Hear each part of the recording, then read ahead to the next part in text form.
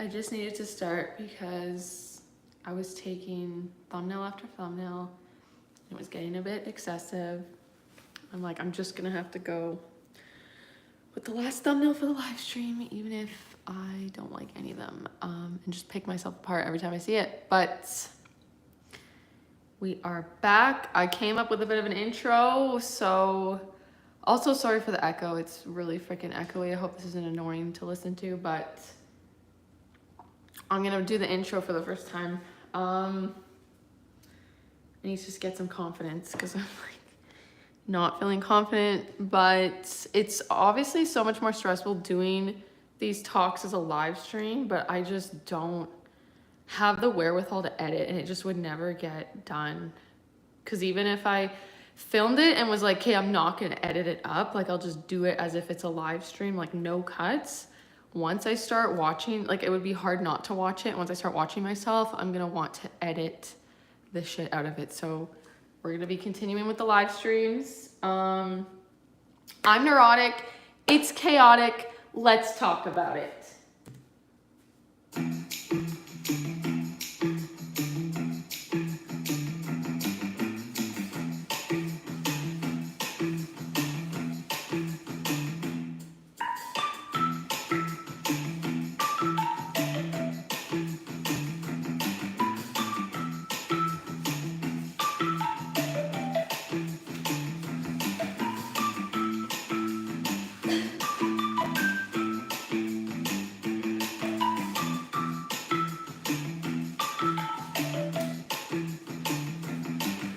Okay, that went way too long.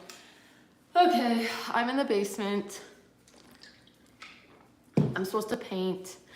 I'm tired. Also, I really should have made notes for this one because as per usual, I just haven't had much sleep the last 2 nights. Haven't slept much.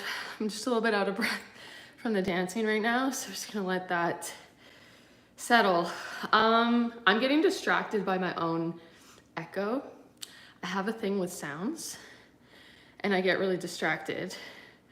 My partner Sean was talking to someone on his phone. He's like, I'm gonna make a call, and I was like, can you not do it in the house because it's gonna distract me if I can hear you upstairs. But he does talk really loud. He actually talks really loud. So he's like, okay, I'll go outside. And then he was outside, but he was like standing outside of this wall, kind of like I could still hear him. And like, I'm so freaking entitled, I guess, to just be like, hey, could you just not stand here? Like, it's like probably so frustrating for him. And now I'm getting distracted by my own freaking echo. Oh my God. So God, I wish I could just block that out. Wish I could somehow have a feature that I'll just try not to. Whatever. Okay. I don't really know what to talk about. Like, well, I have a few topics, but I just like didn't prepare as much for this one. But where did we get? Oh yeah, so I'm supposed to be freaking painting. I've been trying to get this done. This is our studio space this was just like an empty concrete dungeony looking thing a bit ago, but we got this floor put in, which is actually really, really nice. I've done like one coat. I started doing the other coat of paint the other day, and then my mom just showed up at our house out of nowhere. She drove here from my hometown, and she's such a character. So the painting got a little bit derailed because of that, because I was on the second coat. I did one of the walls, and then she showed up, and but it went fine. It went okay, but obviously I'm neurotic. That's why we're here. I'm representing the neurotics of this world. Well, now I feel all worried about being assigning myself the spokesperson when no one asked. But I'm just trying to, like, I guess, normalize neuroticism in a way, or I don't know what I'm trying to do. I guess, like, there's content that I listen to on YouTube that maybe touches on some of the, like when I hear someone talking about having certain neurotic things or like OCD thoughts or like certain specific like types of anxiety, and this, like, when something just clicks with you, like, you don't as much hear other people talking about it, and you hear it, like, I just tend to have a lot of shame about it. Like, I'm only here talking about it now because I've given up a lot of the shame about it. So that's good, like, we're getting further, but there's still a lot of shame just about being neurotic, for one thing, and then just being myself. I'll have something happen that I just start to feel this, like, guilt or, like, want to take it back. And, like, my mom visiting triggered some of that, because I've talked a bit on the channel about some stuff with my family, because I don't know, this is honestly just my space to actually be myself. And I don't know, it has been therapeutic for me and stuff like that, but then I feel like all uncomfortable and awkward when you know, I did my little, like, no contact stint with my family and talked a bit about that on here. And then I just don't know how much my family, like, watches my videos and stuff. So then it was fine though, but I just, like, started thinking, like, oh no, like, what if, I don't know, she saw certain videos and this and that got offended, like, and I just, how I feel about the whole thing too, like, the biggest reason why I did the no contact, like, it was, I did not have myself figured out with, like, my own identity and stuff like this. Like, I, since a kid, like, just became an extreme people pleaser, lost my own kind of sense of self and identity, and became extra sensitive to triggers and things like that. And I hadn't really sorted out the past and stuff like that, and, like, just to not be so affected sometimes by others. Like, I will take things quite personally, but, like, there's good reason why, like, my brain was kind of conditioned that way. But it's just hard, because it's like, I've had this channel now for, I guess, a certain amount of years now.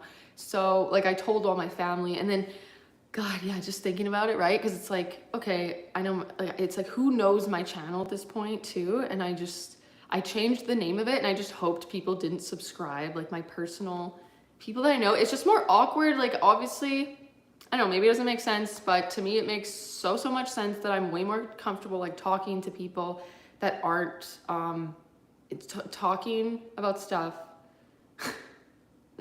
to like, about, I don't know, my personal life. Like, it's different when people in your personal life find out things from a video, and not from you personally, but, like, I'm pretty upfront. Like, I have, like, conversations about certain things like that, but I'm talking more stuff about myself, like, things that I end up sharing on here, like, a little certain things with just, like, my relationships or interactions. Like, pretty much, I think I've already talked to the person about it, or I'm, like, resolved. Like, I'm not just here talking and not trying to resolve it with the people at hand or this and that. Like, this is just my space to kind of, like, work out my neuroticism, my obsessive thoughts, the guilt, the shame complex and stuff like that. It's more so just, I don't, like, if people are actively watching my channel, obviously I gave it to them, and it's on the friggin' internet for everyone to see. Like, I obviously just have to go with it. I just gotta roll with it. But it can be uncomfortable where it's like, oh, how much does this person know about me? Or do they, if I then interact with someone in real life, and it's like, are they watching my stuff, or do they this and that? And then, you know, my need, I've talked about before, I'm sure, like, my need to control the narrative, like, other people's perceptions of me and stuff like that, it can be very strong.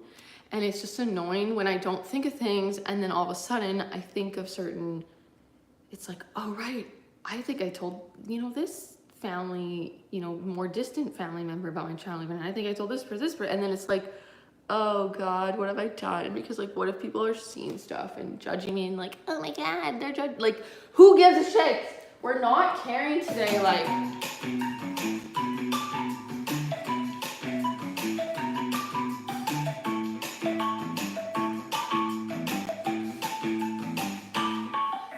It's just hard to feel confident too, because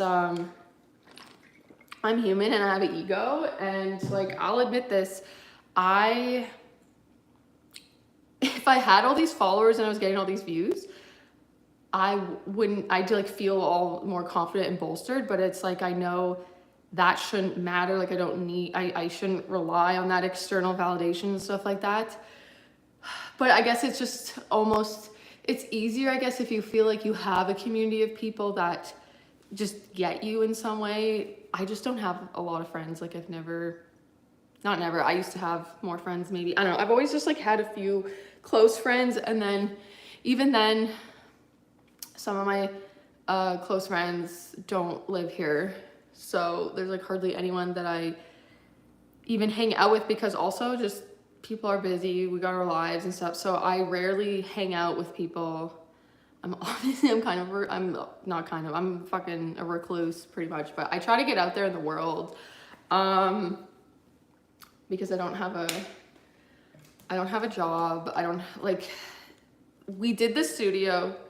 So why my partner and I are doing this like basement studio is because our other channel is this like reaction channel, which we took this huge long hiatus from that, but we don't want to get back into that. So that's what I kind of consider my job. I'm trying to consider this my job. Like, I still feel the judgment and the shame though. And even when people aren't being critical or saying things necessarily or this and that, like just like when my mom visits, I just feel like I have to prove myself and stuff like that. And then I'm like, I don't want her watching my stuff, because it's just different when your parents are watching your stuff. And I don't know, I just kind of want to like do my little art thing anonymously within my personal life, but I guess not completely public with internet randoms. Yeah, I don't know, whatever, it's kind of weird. But so that I had this urge to like want to try to brag about what I'm doing, or at least like talk about it. There's not much to brag about, but like the views aren't there, but I'm not trying to get views. Like, it's really difficult. I have a fucking ego. I know what to do to just like get all these views and clicks, like, you know, do the trending topics, do the snazzy thumbnail, look up the keyword. Like, I've investigated all this stuff because this is like the third YouTube channel that I've had now. Like, before our reaction channel, which is like somewhat, you know, successful. We have like over 200,000 subscribers. It's a pretty niche channel though. Like, we react to Indian content. We used to just, we started off that channel just being like a general reaction channel, I guess. So we would do songs from all over, and then we did some Punjabi songs, and the channel just sort of like took off, and we just like delved into all this Indian content, which was really cool and interesting. Like, I really loved we started doing movie reaction stuff. So like Bollywood movies, but you know, Mollywood, Tollywood, all the woods out there, because there's actually there's so many different cinemas in India. It's not just Bollywood. There's so many different languages, and we just delved. Like, it's very communal. Like, that channel and everything is very it's like cool delving into something different, and like people like with a different culture and stuff, and like people have been just so great and so supportive and so nice. Like, when we're doing more of like the songs like from the West, like, you know, mainstream, you know, American pop hits or whatever, like, there just be like trolls from the get-go. Like, just people are just, I don't know, one more kind of mean to be mean, like with the comments, or it just like I don't know, people like maybe a lot more critical or something. But anyways, I don't know, we're on our tangent here. Like, it's gonna go in all different directions. It's gonna go to places that I just never even intended, and then I'm probably gonna stress and freak out about that I've said too much, and you know, I'm gonna go through my whole thing. But there were a few main points I did want to hit on during this live stream, but we'll just keep going on a little tangent here with this. Like, it's just cool because this stuff just randomly comes out, and it is like a therapy session for me, because I've tried, you know, the traditional therapy. I've had so many different counselors and stuff, and it just hasn't been that successful. I've just had some like not great experiences, and it's like almost like when I start talking, maybe like the certain subconscious things just start to come out. Like, I don't know, it's stuff that I don't even think about. And then, I don't know, it's just like maybe the shit that's buried comes out and it helps me process it. But anyways, okay, I don't know, now we're not going to be on that tangent anymore, but the channel's okay. Well, I guess I did want to talk to about,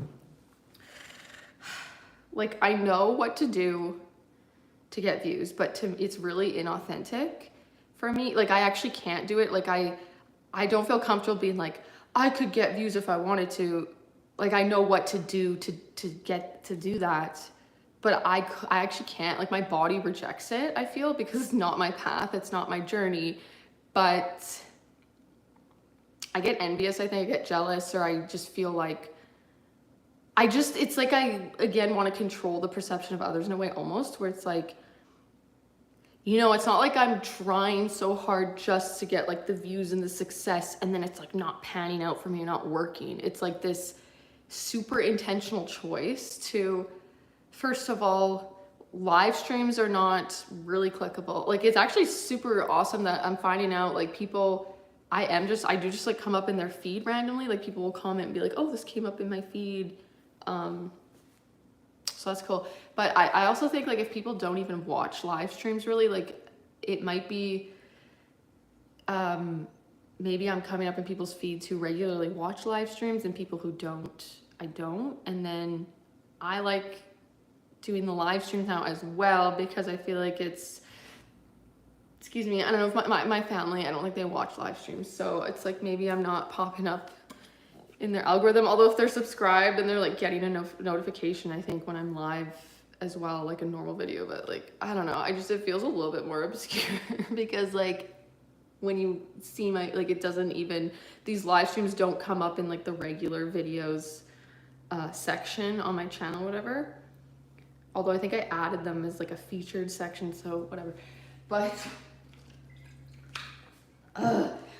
it's been hard to trust the universe, and I go through ups and downs. Like, I'll be feeling good about things and get some really awesome comments that are, they'll say that whatever I'm saying is, you know, validation for them in ways that they're resonating, but then the comments they give me is validation for me, and it helps me like keep doing this and stay on this path. So I'll get a little boost from that. Like, I try not to let things affect me too much. So like the external validation thing, like only feeling good about things and that because I get some external validation about it. I'll try to trust and be chill, but I obviously have a lot of conditioning about this stuff, like the external validation, and having to do with my sense of self-worth and stuff like that. It's more valuable or worthy when you're getting that specific recognition stuff, which, like, obviously makes sense. But the issue is I will stop, like, I've been watching a lot of other artists and stuff, and just the thing that seems to be one of the determinants of success is the person just truly believed in themselves, like had that confidence, and did not solely rely, maybe not at all, like on the external validation. Like, they just kept going. Like, they, you know, in the beginning they didn't have that success. Obviously they're starting out, and then they didn't just, you know, give up right away. Like, they really gave it fully their all. They just knew, they just fully believed. And I tend to like have a lot of doubt when I get in my head, but like, it's just such a fucking conflict, and it's so annoying. It's actually so annoying because it's like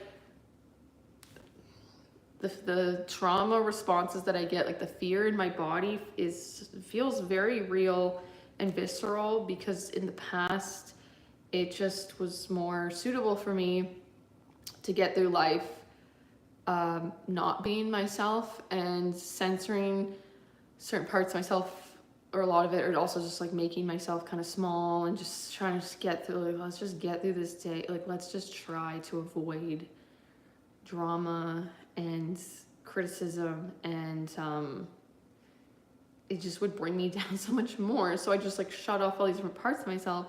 So when I do these vulnerable things, like when I used to, on this channel, like I used to only feel kind of okay, and I mostly would just post my little comedy skits and things like that and do my little entertainment stuff and not talk about the real stuff. Like I always had to have it be entertaining in some way. I was just deathly afraid of being boring or like I'm not doing anything. Like it just feels so ick and stuff to just be not extra, I guess. So it'll feel so wrong in my body, and then I have to like, it's not a thinking thing. From what to me, it's like I just get this like freaked out response. Like all of a sudden, like I wanted to private some of my old live streams and stuff, because I felt bad sharing some things about me, like my perspective with certain people in my life. Like I'm so overly censoring in a way, like I don't know what's normal even. Like I don't know, obviously the regular folk are not gonna even be doing this at all. Like they're not gonna have a YouTube channel really, or be sharing stuff, or like a lot of people are just like, oh, don't keep everything to yourself. Like the freaking the normal, the mentally stables, the stables, like I'm trying to think of a word. I don't want to what's the word, criticize other people. I don't like for the fun of it, I want to be like, oh, the stables, like they're so annoying, like the non-neurotics, like they're so annoying. But then there's a part of me that feels bad about that. Like I can't have fun because it's like, oh, I'm creating this us first them thing, and it's this whole thing. Like I don't know where the balance is with anything of like what's okay, but then again, it's supposed to just be me being myself. But I always have this like censor of like, is that okay, or am I like, I don't want to be a hypocrite for one thing. I don't want to be spreading I don't want to be divisive or polarizing, but I'm just having fun with like, oh, the stables, you know, like, because I feel like this culture it's so normalized to shove down your emotions and like not be neurotic too, like to not express it or show that. Like I do feel a lot of times like I'm hiding, and still around certain people, I just haven't let the freak fly. And that's reasonable too, to be like, okay, it's more uncomfortable for me to like express these certain things or be vulnerable. Like there's certain people that it's just not as like emotionally safe or suitable. It's not gonna be comfy to be vulnerable with certain people, especially people like that, like they're not in touch with their own emotions. Like people get, you know, I'm going around having my trauma responses all day. There's people that get trauma responses from others' emotions, like from other people being excessively emotional or crying or just showing some emotion, and that's their own trauma response that they can't even control. It's just hard for me to get these like certain maybe reactions and to not then have a trauma response. Like we're all just trauma responding each other. I guess when I talk about the stables, I'm more so talking about people who are not, it's hard to know like if the person's having a trauma response or not, or they just don't understand. They're not that emotional of a person, so they do not hold as much space for like accept other people. It's just like, you're being too emotional, you're being too this. Like there has been a status quo. There's been a status quo. But then again, when I say that, I'm like, is it just me saying that and interpreting things through my own little filter and being negative Nancy and just being like, people, like it shouldn't matter what the people are doing. It is though ingrained in my friggin' biology to not want to get kicked out of the fucking tribe and just like alienated from everyone. And like, it's just, there's a fear of that. And so with the sharing, the other big thing too is like, just, I live in a small city, and for that reason, I just feel uncomfortable too about if I've talked about my life and stuff and certain people in my life that I do not name and stuff like that. But like I've tried to be completely anonymous, like not even say certain relationships or anything, or like it's just tough. It's like my experiences within them, and I'll freaking buffer everything with like, this is just my experience, and this is like we all have generational trauma, and this isn't like a bad good person thing at all, even that, and this is just like my own shit. Like I'm always bringing my shit to the table and probably like projecting stuff anyways, but yeah, I'm just like trying to talk, I don't know. And it's like, oh, what if I run into someone in town who somehow sees my video, and then they actually know who my family is, and I've talked in ways that are like critical, and they don't get like, I've never, my intention has never also been to be critical. It's just like talking about the patterns. It's like what I see in reality TV shows, and it's kind of like, oh, that was a little bit dismissive, or like, oh, interesting, you know, she's maybe feeling this way, or oh, boundaries were not made, or I think the person's boundaries were kind of violated in that way, or this and that. Like it's just like these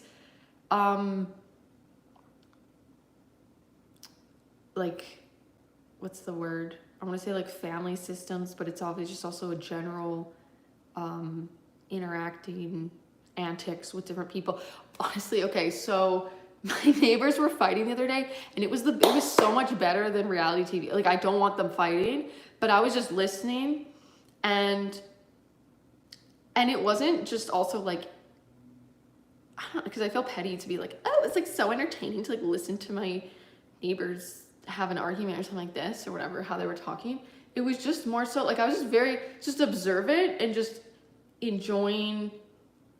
I don't know, like it was bad to eavesdrop. Like I was just outside on my deck, and they were talking outside, or at least the guy was talking really, really loud.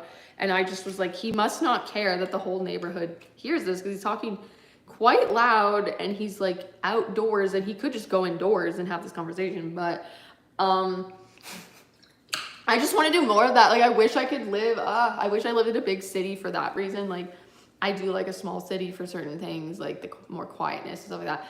But I like just things be going on in a big city, and you can go out in public places and just people watch and stuff. And I found one location here where I live that it was like a strip mall area. So there's this big walkway. There was a lot of people there. And I'm like, oh, this is like where I could people watch. This is where I could do my people watch thing, because see the coffee shops here where they're situated, it just sucks. They're like on the side of a freaking highway, and you can't just sit at the window and like watch people walk by. Like there's not really people walking in those areas. So I don't know. I just like, I gain a lot. So I like to learn about just, you know, interacting relationships and how to make it work, and like to work on my own relationship, honestly, and like the communication stuff like that. Like I'm always learning, and I'm always trying to grow and communicate better and get better and not be a petty little bitch.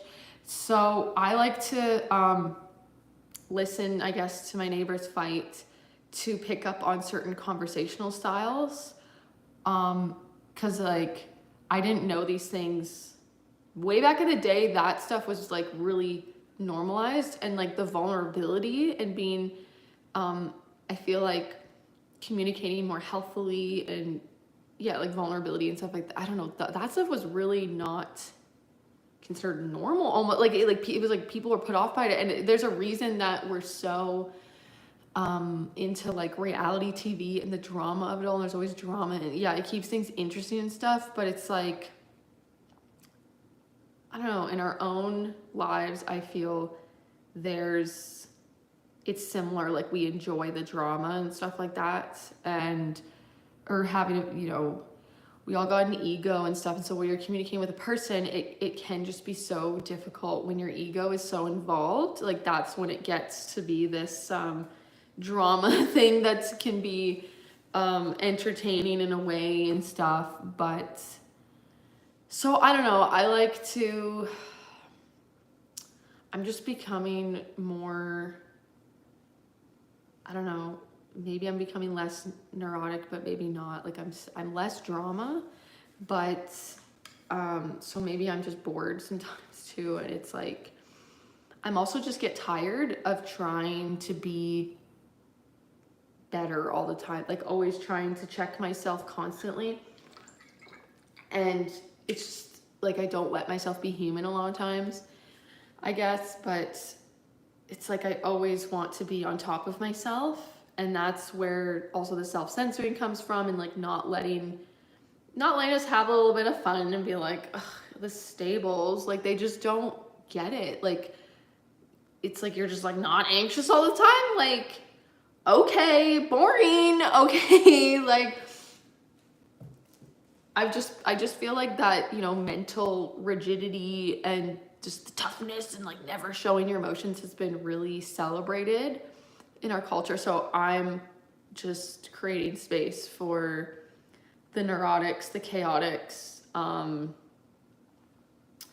Although like the chaotics has been celebrated, like the drama and stuff with the like people like that, the immature, you know, people and stuff like that, like they get really far a lot of times in the entertainment biz or reality shows, and that like there's not this like as much maybe middle ground of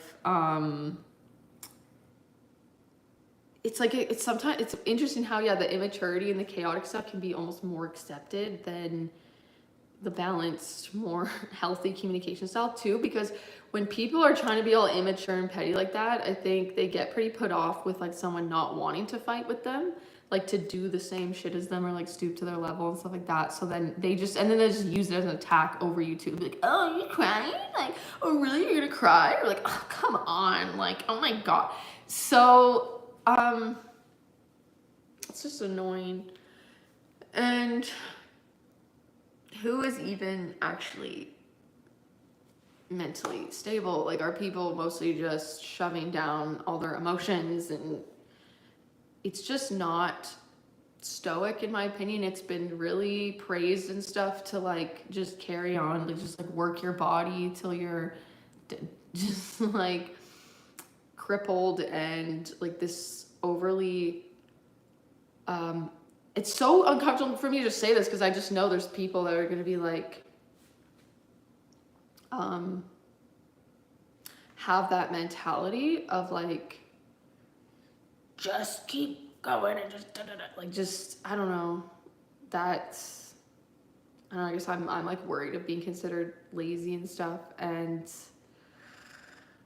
I guess I know the truth. I need to not care what people think, obviously, but I feel like these things are really kind of in the culture, in the sphere as this newer thing of like learning about listening to our bodies and not overworking ourselves, and is the 5 days a week, 9 to 5 work schedule, like 40 hours a week, healthy at all? And does it actually create more productivity than less days off and more time off? It's just some people are just so though like in it with feeling like if you're not overworking yourself, it's like less virtuous and stuff like that in a way. But it's kind of like, I don't know, if you don't give yourself a chance to process stuff and you're just always like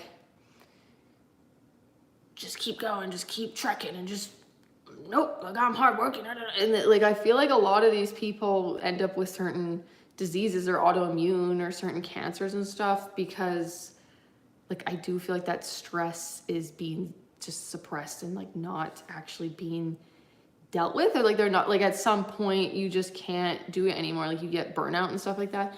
And I guess maybe that's kind of what happened to me, sort of, but not really, because I feel like I was never even accomplishing anything. But I was working these, I used to have energy. Like I turned 30 and I'm like, is this it really? Like I used to be so good at running off just like 2 hours of sleep a night and just, but lately my body has caught up to me. But also it could be the gluten, because I can be sensitive to bread and stuff. Like it makes me tired, and I've been like eating a lot of bagels and stuff like that. So I need to kind of chill on that. But, I've had anxiety issues since I was really like my whole life and stuff. And I would do these jobs, and I'm just gonna take a sec to validate myself. Like, it's gonna feel narcissistic to me, but let's just not with that shit. Like, I'm gonna validate myself right now.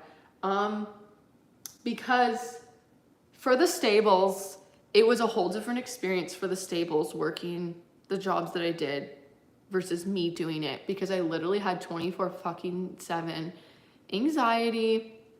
When I had my first job when I was 15, I was having like rolling panic attacks. At a certain point, I stopped having like full-on panic attacks. And now I'm like having imposter syndrome about, did I even have actual panic attacks? Like, I did have these really, really intense, like my hearing would even just get really weird, and almost like in the movies when a bomb goes off and it's just like that's like high pitched, like your freaking hearing is messed up, and I'd be like, my heart would be like boom, boom, boom, boom, boom. Like, for me, it wasn't as terrifying. Well, it was terrifying, obviously. It was freaking so terrifying, but it, like, my panic attacks were all attributed to social anxiety. So it wasn't like this, maybe the more common, like the way it's explained, if you have like, say, panic disorder, it kind of just comes out of nowhere for no reason. Like, so I knew what was happening. I still think it was like still a panic attack. It was like extreme, like my anxiety would hit this like peak to where it was like, and I'd freeze up, like, and I just couldn't, like my brain would stop working. Like, I would just try to hide that something was happening, but it's like, I would get this just like complete, really intense thing going on. So that was happening at like my first job when I was 15 years old, working at good old Wendy's, because I don't know, I was told I needed to start working and get a job, whatever. And then I just couldn't, like, biggest trigger for me with the social anxiety. So like I've talked about this before, the social anxiety seemed to develop from a phobia of blushing. So I had other phobias before that one. And then I had a blushing phobia because I got like embarrassed in class and whatever, all this attention was brought on me. It just like felt like such a humiliating experience. And then immediately my brain was like, that can't happen again. And then I started to have this like OCD thing about that, I believe. Like it's very similar, like the phobias and then OCD, like a general phobia. What even is the difference? There's so much crossover between just like a general phobia and an OCD type of phobia. I don't know, like I've had both, I guess. Like I had just like a general fear of lightning phobia thing, and then I've had but that one, like it was like very OCD-esque, because there was like all these compulsions and these things. Like I would do all this like research on lightning, and then I would take all these measures and precautions, like all these different compulsions having to do with the light. Like if it was cloudy out, I wouldn't go out. And then like if there was a lightning storm, I'd like have to specifically hide. I'd have to go to like the lowest level in the house, like ground level. Like I'd done all this research and was like, whatever, do anything. So where were we? Again, I haven't had much sleep, so bear with me with the chaotic, neurotic thoughts we're having. But the blushing thing turned into the full-blown social phobia. I was working this job. So this is where I'm validating myself for all the jobs that I've worked. And I sound like such a broken record, because I've talked about this in my personal life, but I haven't maybe shared as much online. Like I've shared about the blushing thing and this, but like there's just like different spins of it, or like just things I talk about in my life. I have just talked about it so much more in like my personal life. So I feel so excessive right now, like, and Sean is inside the house and he's walking. It's a little bit distracting, but it's okay. So every single job, like I don't know what job I didn't have social anxiety, because the last job that I finished, it was still very, very in it with the anxiety. It would get a lot better over the years. Like I said, I wasn't getting the like full-blown panic attacks, but it was like this constant anxiety always there, and constant triggers. Like, so I actually mentioned this in a recent live stream. I used to work in a group home, and I found it more, I would so much rather deal, with like the stress that the job can entail at certain times, like having to call the police and I don't know, I like thrived weirdly too in the chaos. I guess that makes sense if you kind of grew up in chaos and this and that, like, because my social anxiety would kind of maybe sometimes go away. Like if it was intense enough, my brain could let go of the obsessing and the self-consciousness and the worrying people think, like when you're in such a stressful like situation that you're in this like heightened state, you're having maybe like an escalation and you're just sort of trying to diffuse the situation, or you know, like sometimes you'd be dealing with violence or like the threat of violence or something like that, and so you'd have to be like, okay, like know your exits and like take space, and then like, okay, make a plan, or be like, okay, I'm gonna need to call, get intervention or whatever. Like it was so much more stressful. Like that's still, it's like its own stress. And then after that, the aftermath of that would be like, it wouldn't always, it would stay in my body kind of in a way, like I wouldn't maybe fully process that type of situation, or I would just be worried about not being perfect, like not, and then have to deal with like, feeling like I messed up or I made a wrong decision, and there's all that aftermath anxiety. Like there's just anxiety galore. So I have my own social anxiety, not comfortable in anyone. Like, and I would be so embarrassed by it because I was like working with kids and stuff, kids in high school, which maybe was also just like reminiscent of my experiences in high school, just like being scared of high school aged children. And so I was just like having all these triggers, like if like certain facial expressions, I've explained this before, how my social anxiety manifests. It's like there's times where if it's kind of pretty heightened, I'm in this state, it's very hypervigilant, and I'm basically, my brain is, it's pretty subconscious, like it's hard. I can do breathing exercises and like try to feel more safe in a way or calm myself down. But if I just, my brain is like, this is not safe, like it just won't believe otherwise, there's not really getting out of the thing. I just have to like roll with it. So I'll have all these like automatic triggers that I can't control, and someone could just be asking me a question, but my body is reacting like I'm getting attacked or something, like verbally attacked, or something bad's gonna happen. Even like my body's reacting as if it's like some physical threat in a way, even though I haven't gone through that. It was more like emotional, verbal abuse stuff. It's like biologically, like my body's like preparing for fucking battle over just like fun, regular conversations. And so I'm having all these like reactions, and then trying to like bring myself back, and then constant anxiety. And then we have some shit go down. So then there's like obviously the stress that is involved with all that, with the job and that. And so like, there was no like relaxing time there was no calm time. It was like, I was always in fear, always fucking in fear pretty much. Well, maybe like say we were watching a movie or certain things that was less interactive maybe, or I was more calm, I'd say. But like, I don't know on a shift when I was like actually calm. And even at home, like I'm still struggling with that. I'm trying to just be calm on a day-to-day basis, doing nothing, just being in my home. There's no imminent threat there at all, but it's just like the anxiety or the thinking, oh my God, are these people seeing my videos? And I wanted to be able to go a live stream without talking about Jill for once, but again, talking about Jill. My paranoid thought about the Jill thing is like, it's way more faded out now because I have like new ruminations, like so much fun.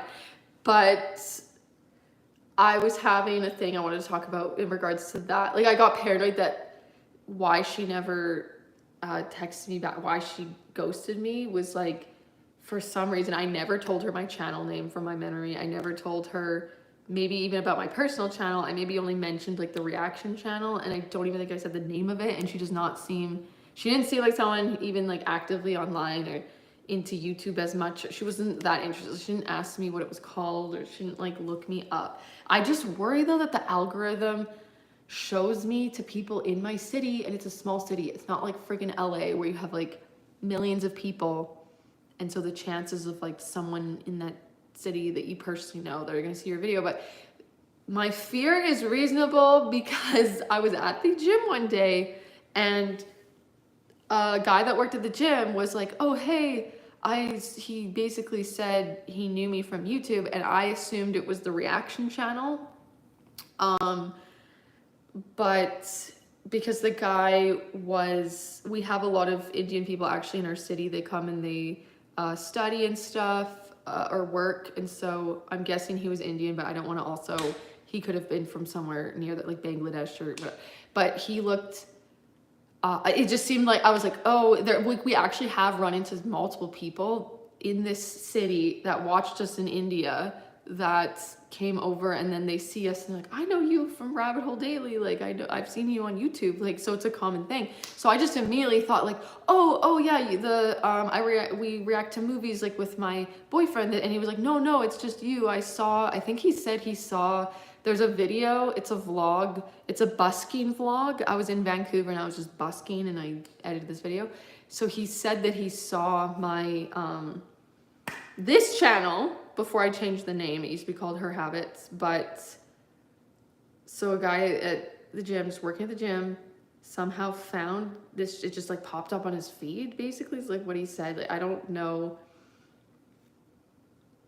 It's kind of random. Like it can't be a coincidence. I feel like the algorithm pushes maybe my stuff out to people in my local city for that to happen, because like obviously my videos, that video too specifically, like was not any trending anything. It was not reacting to anything. It was just, I think it was called like busking vlog or something, or like busking in Vancouver. It was very random. It doesn't have that many views. Actually, it was a little bit of a somewhat popular topic within its own niche. Like it wasn't super obscure. Like I have a video where I dyed my hair blue that like video's been pretty successful. It gets all these like new views every day and stuff because it's something people are looking for and stuff like that. So maybe this guy was into music and busking, but like how in the hell? Like there's no way. So anyways, back to Jill. I thought, what if she somehow saw my video, like knew I talked about her, like she ghosted me because she got offended, like I don't know, somehow she saw me talking about her, or it was like, I hate my haircut. And then, but yeah, the chances of that, and when I first started talking about the whole thing, I called it. I was like, I think it was a day later, right? And I'm like, it's been a day or two, but I was like, I don't think, like, I think I might not get any response because this is somewhat sort of happened before in a way. And I could just feel it. I could just feel, like, did I manifest that shit? Did I manifest it? But, and now there's obviously no reason for her to respond because I clarified that I got my hair fixed somewhere else. I didn't even say it that way. I just said I found another solution, so no need to try to schedule me in. But it's just like still such a mystery, and my brain, it's so much less because I have the new themes with the rumination stuff, but like that's something that it might come back around. It might bother me. It might keep me up at night. No, it doesn't keep me, that one doesn't keep me up at night. Like we're not that crazy obsessive, like, but no shame if it were to keep me up at, like, that is not, like, I'm trying not to judge, like, if it would not be shameful if that specific thing kept me up at night. Like, why, what happened? Is Jill okay? Like, is she alive? Like, it's just so much mystery. Like, what happened? It was just like a total disappearance. And then even like the last time I got my hair fixed, I had just mentioned, oh, I originally, like, I go here and then I did this, or she kind of like asked me maybe where I had gotten my hair done. And then I was like, oh, this place. And then she's like, oh, and by the way, this is not her real name. Like Jill is a fake name. I forget that's not even her real name. But anyway, so I'm using Jill for everything. So the girl said her real name, but I'm saying Jill because we're saying her name's Jill. We're not saying her real friggin' name. So I was like, yeah, I went to this place. She's like, oh, Jill? I'm like, yeah, yeah. And I was like, I hope she's okay. Like, I haven't heard from her. And the other place too, the other salon that I went to knew, like they know each other and stuff, right? My brain though loves to like make up so many like scenarios. Like imagine if I really rolled with, like, it's so not likely at all, and this would not even happen. But if it's like, oh my god, what if Jill saw my videos and this and that, and it's like, oh my god, what if Jill is actually like pretty tight with the other hairdressers in town, and then she like tells them like, you know, Alyssa talked about me on the internet, that she didn't like how I did her hair, and like, that's not gonna happen, and who cares? And I don't think these people regularly talk, or like actually they just know of each other. But anyways, I think I want to end this soon. But oh yeah, there's a few neurotic thoughts that I wanted to talk about. I talked about in the other live stream that I maybe will do like a normal video segment called Neurotic Thoughts, and it'll be like my current ruminations of the week. But again, I just don't have the wherewithal to edit right now. I have other stuff to edit. There's like already other things to be editing. But yeah, I just suck with the productivity. So, but these, like, I just want to clear this from my brain too, because it's just, it bothered me, and I forget about it, but then it might bother me again. So I just want to say it to just fix it. Like, it's a compulsion, and maybe I need to like try not to feed into the compulsions, but I'm also just trying to accept the neuroticism. So it really bothered me because, okay, it's such a stupid little thing that doesn't even matter. But the last live stream, there was a first attempt. So there's a live stream called Mullet, and there's a live stream called Mullet Attempt 2, because the first time my phone overheated. Didn't learn the first time. There's been like twice that my phone has overheated because I tried to film in my car on a hot day. And so I had said it was like the conclusion to the hair drama, and I was basically giving a recap of what happened to my hair. So I was like, I got it cut, like Jill cut my hair, and then I got it fixed by this other person, and then this happened, whatever. So the first time I said it in the first live stream called Mullet, I didn't know when it actually cut off. I thought it got that part. Like, I gave the recap as it happened, but it had actually cut me off before that, I guess. So I started it again. And then I think I did the recap quickly again anyways. And when I did the recap for real, because the first time it didn't even capture it, I forgot to mention the time that I cut my hair myself. So I wanted to be like, say what actually happened. Obviously, like, I posted me cutting it too, so if people have seen the stuff, they see the stuff. But I was like, so the journey of the hair, you know, has been like, I got it cut with Jill, and then I really wanted it fixed, so the next day I went to this other salon, and then Vanessa, that was the name we gave her at the time, cut it. And then, you know, I got a consultation with it. Like, I skipped the part where I cut it myself, like I wish I had said. And then the third time I tried cutting it myself, you know, gave myself a little bit of a wolf cut. And then I went back to the second salon to the owner, because I've been told that she was good with like layers and certain haircuts. And then I had a consultation with her, and then she referred me to the mullet master at the third salon that did such a good job. Anyways, yeah, I skipped over the part where I cut it myself, and that bothered me. It did bother me for days. I was not thinking about it all day or anything like that, but it was just like one of those friggin' annoying things where it was like, I didn't express like the full extent of the hair. Like, who cares? But I wanted to be like, this is, you know, it's been like this many haircuts and like this and then this, and then I did myself. Like, it was like even more extensive. You know why I didn't say it? It was because it was such a long ass freaking journey with the hair that it was like too much to remember or even say. There were so many consultations and cuts and shenanigans going on, but it bugged me that I was wrong about that. And then, oh yeah, this is related. There's another hair rumination too. I talked about a different hair rumination the other live stream, but like this one that I didn't talk about, pretty sure I didn't mention this. The last time I got my hair done,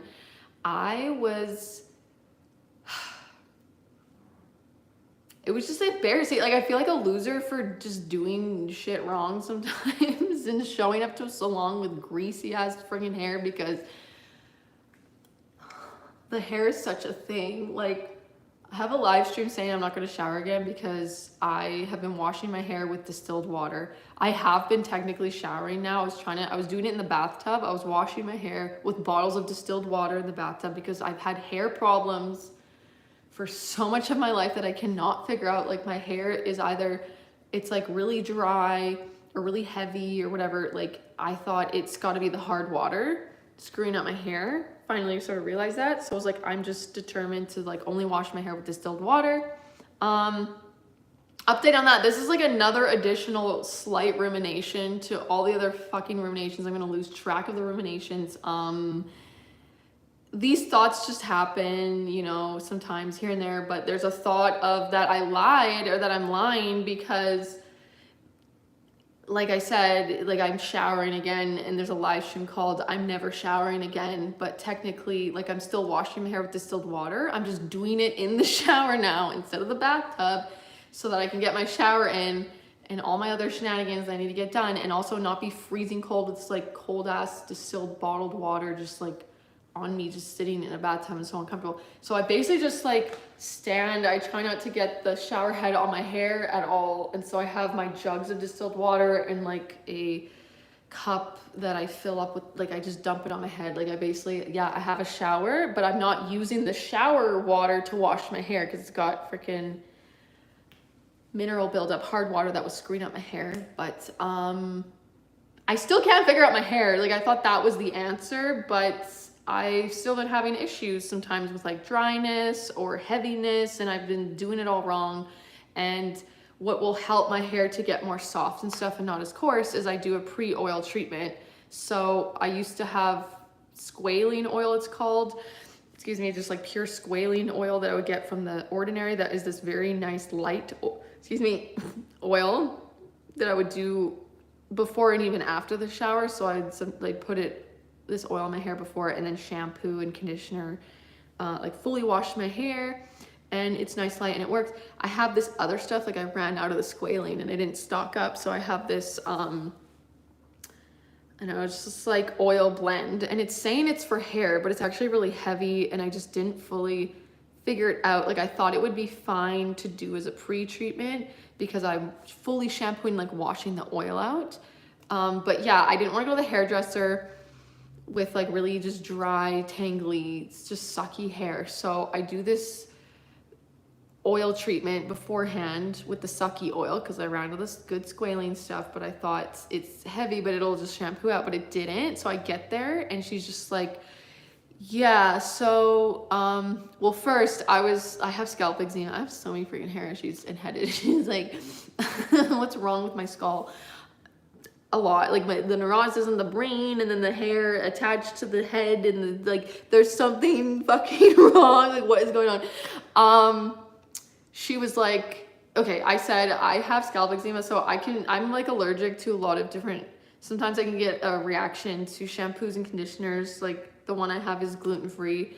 Sometimes it's just a bit of a gamble. Sometimes I have no reaction at all, and then other times, like, so many products will just make me itch and affect me, whatever. So I don't always chance it with the hairdresser. I don't know what they're gonna use. So I told her, because I had just washed my hair, and I had even washed my hair the day before. I had like these 2 showers in a short amount of time washing my hair, but both times I think I used that freaking heavy oil and it wasn't washing out, which I didn't realize. Like, the first time I used it the day before, I was painting and stuff all day and maybe doing some spackle, and it was just, I thought it was really dusty in here, so my hair felt so heavy, and I thought it was literally just because of the painting, the dust, it felt weird, but it was still like the oil was still in my hair that first time. And then the morning of my hair appointment, I used that oil again, so that I put even more buildup that does not fully wash out. So it was, I didn't fully notice, maybe too, because it was still drying when it got there, I don't know. And then I was just like, oh, could we forego the shampoo, because like I have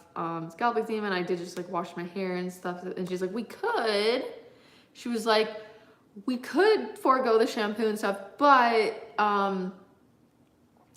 she was like, there's just a lot of buildup. Like, there's like thick layer of oil on your hair. She's like, it's like washing. She's like, it's gonna take like multiple washes to get this out. She's like, it's like trying to wash like a butter plate or something.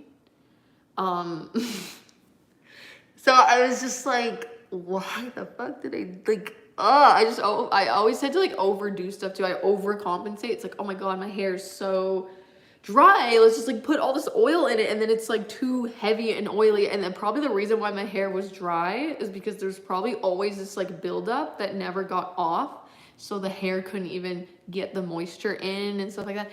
So I was like, okay, let's just do the shampoo anyways and stuff like that. But anyways, that whole friggin' story is, so that mistake has replaced the other mistake at the other hairdresser when she asked if I had high or low porosity hair, and I got wrong because I said, I think like my hair, I think it takes a while to dry, and she's like, oh, it's actually drying really, really fast. Like I got that wrong about my hair, so then I had like every time I would shower, I would have to go through that memory again, like think of it again, just being annoyed that I got it wrong in a way, kind of. Like it was just sticking. It was like, okay, I don't feel this like shame or actually bad, but like, why do I still have to care? Like, why does my brain still care enough about that to think about it every time? And now I feel like every time if I replace my oil, so I just get this thought of that, just this remembering going there, and she's just like, you know, going like this with my hair, and it's just so oily, and then I'm like, ew, why? Ew. Like, just idiot, like, you idiot, what are you doing? And I'm like, God, I remember being worried about having oil in my hair, so I'm like, I'm not gonna put the oil after I wash it on, because a lot of times I put it, like, what have I been doing? Have I just been layering my, because sometimes I would wash it with that freaking, I put the oil on, shampooed out, and then I put more of that same heavy oil on, like, after I shampooed it, like, so that's probably why my hair was getting all screwed up and dry again. And I just don't like that happened. It's really hard for me to maybe fully release that, or my brain to be okay that happening. I just felt like dumb. I think it's because I already feel intimidated. A lot of times I feel intimidated like going into these hair places, and you know, a lot of people are all more done up and stuff like that, but my hairdresser she seems just way more laid back. I actually felt like I didn't even have social anxiety, really, like talking to her as much. Like I felt way more comfortable when I liked her energy and her vibe and stuff like that. So yeah, I don't know why I have to give a shit, because the appointment it was a success. It went so well. So there's that stupid oil thing. And then I did mention this one thing, I think the other live stream, which it was still bothering me for some stupid reason. And I don't try to indulge anymore in these thoughts. Like, I have been doing meditation, forgot to do it today, need to do it, but it's probably just the judging myself for having the thought again that keeps it being annoying almost in a way. But then there is still just like, for me having the thought is like, there's still something about it that it's like, I didn't want that to have happened. And I obviously can't change the past or anything, but like something's gripping. It's like gripping onto, reality, and that like I don't want this to have been the reality, but it doesn't matter. So the other thing during that appointment, like it went so well, and it's like it'll sink in after, like the appointment's, it's such a success in that, and then after I have to start having these annoying fucking neurotic thoughts about it sometimes, where I don't have to, but I don't know, I start feeling bad about myself. It's just like this automatic reaction in a way. Where, so this one was, I think I already mentioned it, so who needs to hear this ramble again, but it's just, since this is all related, I was just unsure, because when my hair was wet, she was asking me, how does it look, the hair, the mullet, we did the full mole, it's it was a bit much of an adjustment at first. Like I definitely see how like she really did do like the pictures I showed her and stuff. And I did ask the difference with this right now in the pictures I showed her. Like I did specifically ask to do the bangs. My hair just grows fast, and also like I don't get regular haircuts. Maybe my hair does not grow fast at all, but it's just I don't freaking cut my hair regularly. It's expensive and stuff, and why would I get the bangs exactly how they're supposed to be, and then in a month or two, like they're in my eyes and I have to go get cut again? So I wanted the bangs shorter. So that's like the pictures I showed her and stuff. There was one I really, really liked, but like it was longer here and stuff. Like I was telling her I liked the shelving look almost, where it's not as like shaggy. I kept trying to explain. I feel awkward about how I came off in a way. Like she just wasn't, this concept, she wasn't ever fully, I think, understanding what I meant.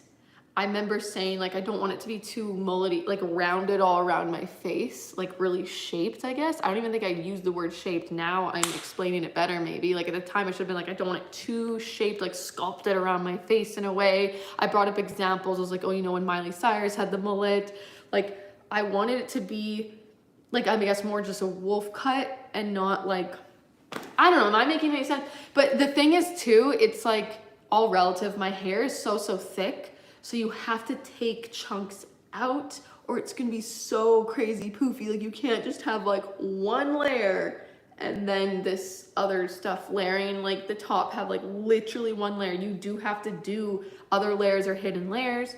So anyways, there was like a moment where she's like, how is it looking? And also at that time, my hair was wet. And so it's like the top, it was just looking even more, rounded or mullety, or it was more drastic looking almost because it was wet, and the bottom looked really, really thin because it was like wet. But I didn't realize how it really is not at all. It's very great thickness along the bottom, but it like looked just like really thin, like this sort of, like it was wet. And then like this was more drastic, the rounding of the face. So there was a moment where she just wasn't understanding what she's like, you know, this or like that. And I just worried that I annoyed her in that one moment. Like, was I too much? Like, why did it have to get to that? Who gives a shit? Who gives a shit?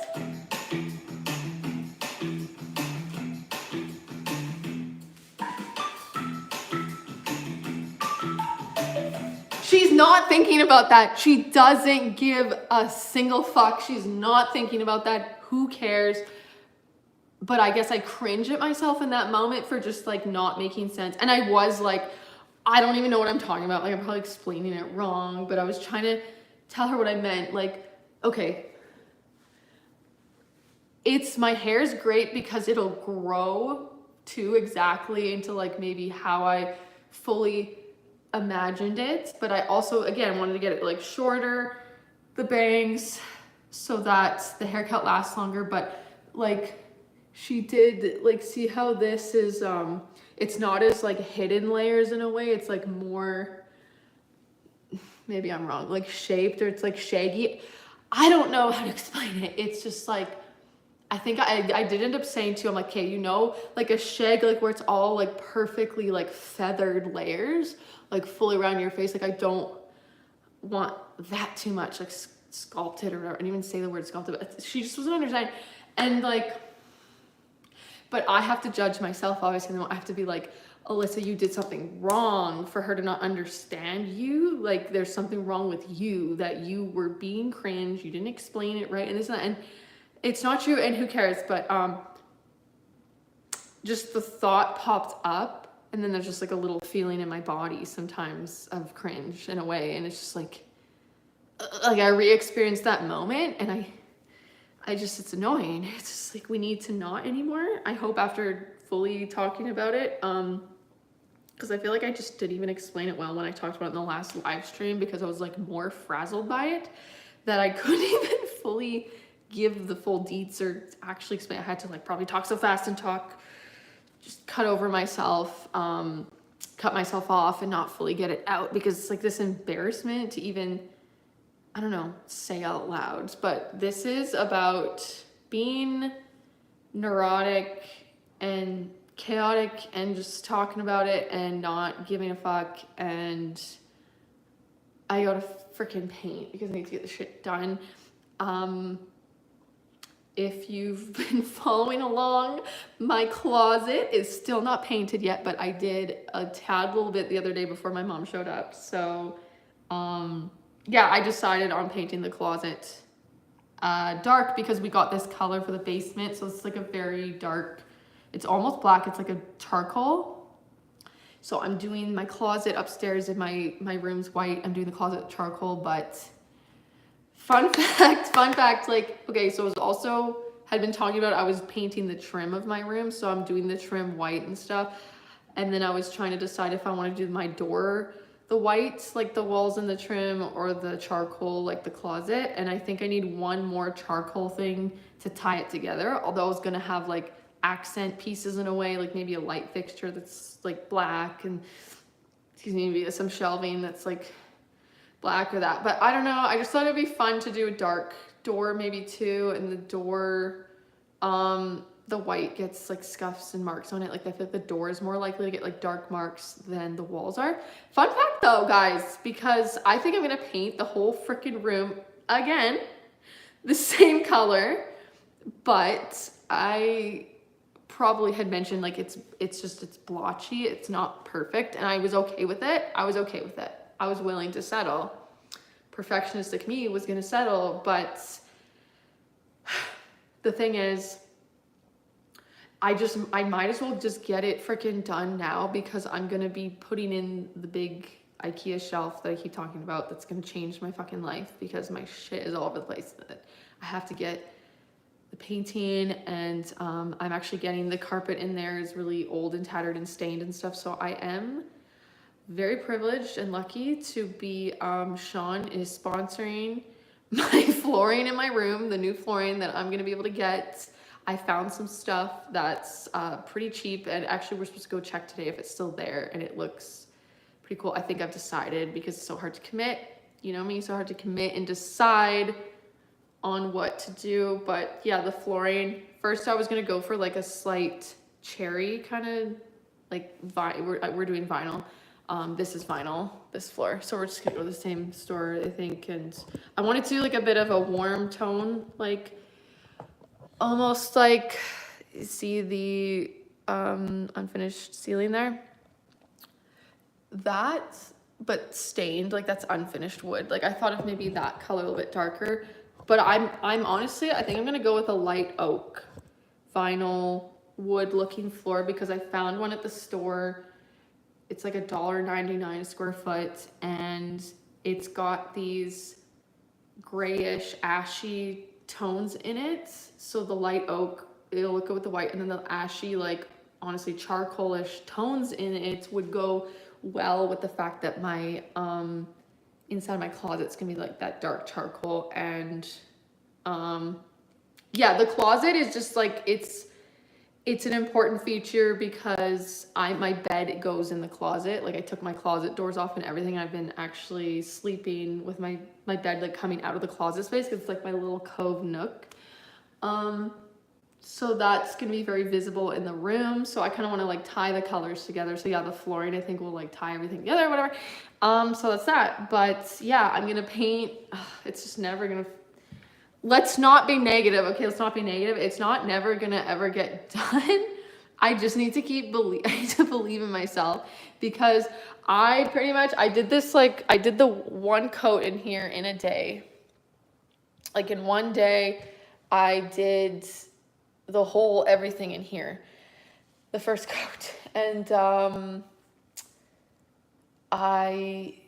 my room is so much smaller than this space. It's really small, so it does not need to take a century to get my room repainted, but it just makes sense, because the shelf, the IKEA shelf that's going in there, like I want to get the floors put in before I put up this big heavy shelf. And then I don't really care to paint it before the flooring goes in this time, because I did try to get this whole thing done, the 2 coats, before they did the floor, and I felt like a failure because I couldn't get it done because Sean and I went camping, and like we got in with this floor in place on a cancellation. So we then went camping though, because my dad was going camping, and then it was kind of fun. Like we'd been wanting to just get out of town. So then we gave ourselves like only maybe 2 days. Like I started painting the day we got back from camping. I drove back. I was hardly freaking sleeping. I have, there's a vlog that I wanted to do from the camping trip. I took footage, but I haven't edited it. But shenanigans, like I just never sleep. I just don't get a good sleep, and that's the issue too with the productivity, obviously. But I was determined.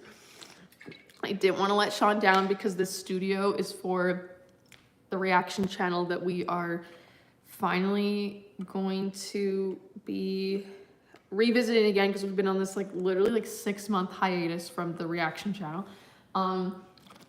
Because we were trying to film in one of the bedrooms upstairs. Like Sean and I have our own rooms because I'm such a light sleeper, this and that. And so it's just like we didn't have an actual just like space really dedicated to the filming of that. And Sean got these like new studio lights, and it's just like a lot of equipment shit. So we're gonna be filming against probably just like this big wall right here.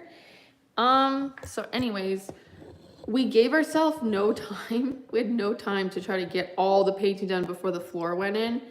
So I drove us back from camping, and I had not slept because there was one bed in the cabin that it just also wasn't a queen. And so Sean kept freaking twitching all night, and I could not sleep on that bed.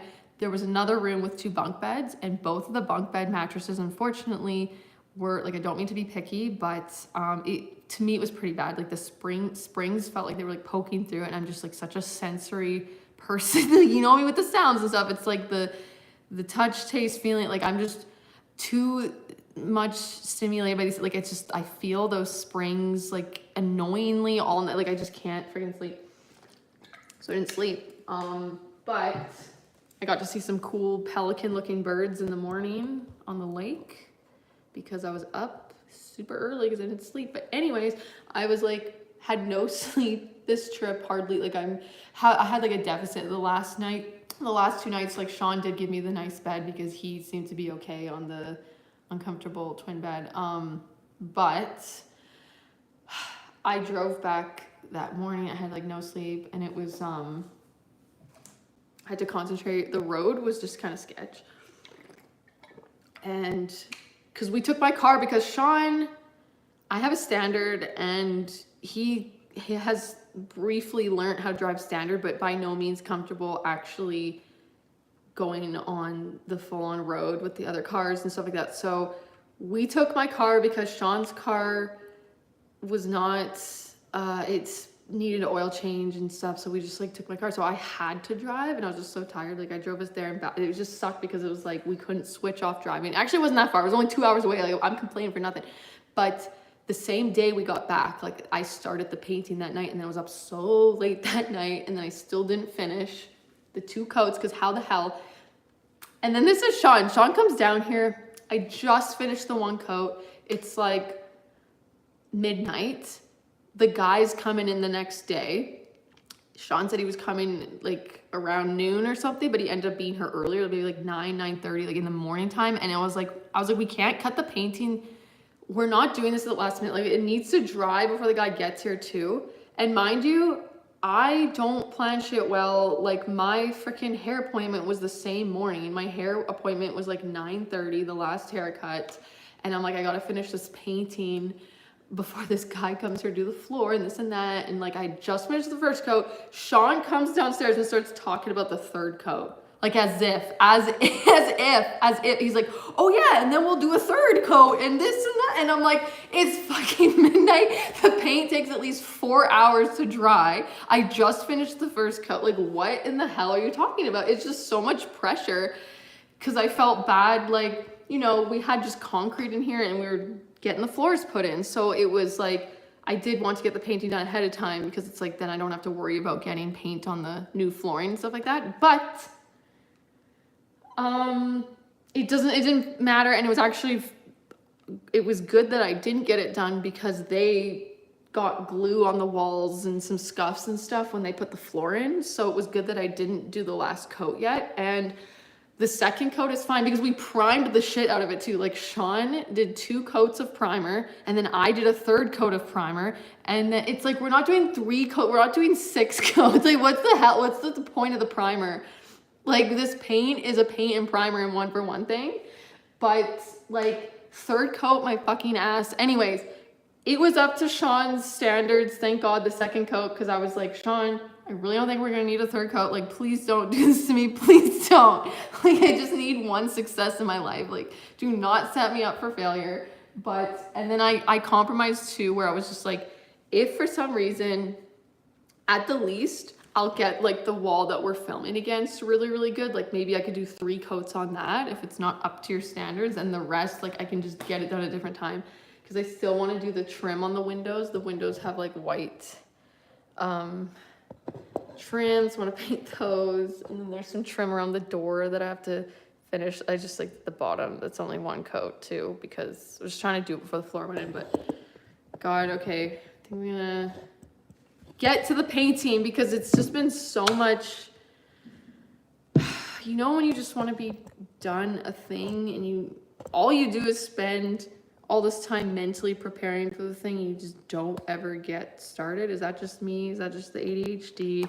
I think I'm pumped because I did this talk and this live and I'm feeling more motivated, and I'm gonna like listen to my music and just pace myself. Like the issue too is like I gotta do it how I do it and what works for me, and like mentally, because I'm so easily demotivated. And sometimes Sean, like I mentioned, when he comes down is just like, oh yeah, and then for the 3rd coat, like blah, blah, blah. Like shut the fuck up. Like I cannot mentally like handle that. It's so overwhelming. Like it was like 10 hours. I went 10 hours doing the 1st coat because it's hard to outline. Like this wall, oh my God, this wall, oh, you can't, the light's really bright so you can't see it, but there's like all these different ledges and there's like piping. Let me try to turn this off. Don't need this plugged in. It just, this one wall takes eternity to